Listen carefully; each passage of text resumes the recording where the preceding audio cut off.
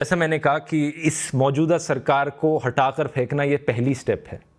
दूसरी स्टेप है, जो भी नई सरकार आएगी, हमारा काम तब से शुरू होगा, आपका और मेरा।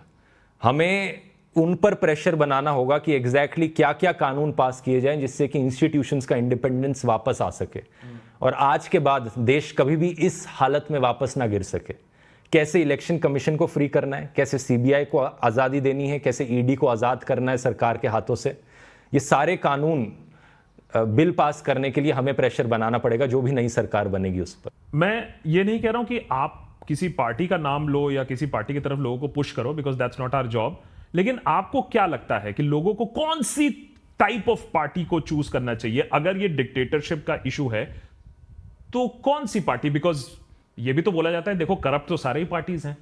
बात सही है, देखो इसमें कुछ गलत नहीं है, क्योंकि कुछ लेवल तक करप्शन हर पार्टी में है, कुछ लेवल तक ये डिक्टेटोरियल जो चीज़ें करी जा रही हैं ये और पार्टीज़ में भी करी जा रही हैं। जैसे टीएमसी पर भी ऐसे आरोप लगते हैं जो काफ़ी हद तक सही है, मैं कहूँगा। लेकिन जिस स्केल पर यहाँ सेंट्रल गवर्नमेंट ये कर रही है वो स्केल खतरनाक है यहाँ पर, जिससे सबसे बड़ा खतरा देश को पहुँच रहा है वो सेंट्रल गवर्नमेंट से पहुँच रहा है आज के दिन। आपको लगता है कि कॉन्स्टिट्यूशन खतरे में है अगर 400 पार हो गया तो? खुद ही बोल रहे हैं वो, बीजेपी के खुद के लीडर्स बोलने लग रहे हैं ये कि हम तो कॉन्स्टिट्यूशन बदल देंगे 400 पार होने पे।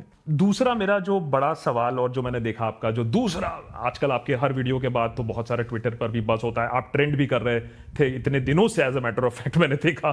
तो इलेक्टोरल बॉन्ड्स पर जब आपने जो वीडियो बनाया, बिगेस्ट स्कैम आपने उसको कहा है, मैंने भी एपिसोड्स बनाए हैं, लेकिन ये एपिसोड बनाने के बाद, ये तथ्य रखने के बाद, सुप्रीम कोर्ट के इतने बड़े वर्डिक्ट के बाद, एसबीआई को इतनी बार खंगालने के बाद, डेटा बाहर निकलने के बाद, आपको लगता है कि इससे इलेक्शन पर कोई इंपैक्ट पड़ेगा?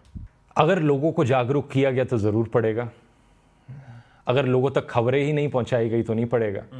कुछ लोगों को लगता है कि ये इलेक्टोरल बॉन्ड का स्कैम सिर्फ हम यहाँ पर 6,000 या 12,000 करोड़ की बात कर रहे हैं, इसलिए छोटी सी चीज़ है, ये कोई इतनी बड़ी चीज़ नहीं है। लेकिन एक बहुत बड़ा कारण था, मैंने इसे देश के इतिहास का सबसे बड़ा स्कैम क्यों कहा। इसके पीछे कारण ये था कि अगर आप इसके अंदर जाके, क्योंकि ये एक स्कैम नहीं है, ये स्कैमों का भंडार है, अलग अलग छोटे छोटे स्कैम्स, छोटे बड़े स्कैम्स इसके अंदर भरे हुए हैं। एक एग्जाम्पल लेकर देख लो, मैंने जो वीडियो में लिया था कि कोई प्रोजेक्ट था किसी सरकार का जिसकी कॉस्ट पड़ रही थी 84,000 करोड़ रुपीस, उसकी कॉस्ट इन्फ्लेट करके 1.4 लाख करोड़ रुपीस बना दी। यही 70-80 करोड़ का तो यही घोटाला हो गया यहाँ पर, लाखों करोड़ों की बात करी जा रही है यहाँ पर। और इसलिए मैं कह रहा हूँ, और जो लोग उससे भी कंपेयर करते थे, वो 2G स्कैम और कोलगेट वाले स्कैम से, उससे भी कंपेयर कर लो। अभी क्या देखने को मिल रहा है कि जो सबसे बड़ा आरोपी था कोलगेट स्कैम का,